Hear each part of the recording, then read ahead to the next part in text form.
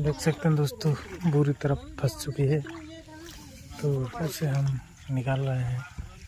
देखते हैं कैसा निकलता है।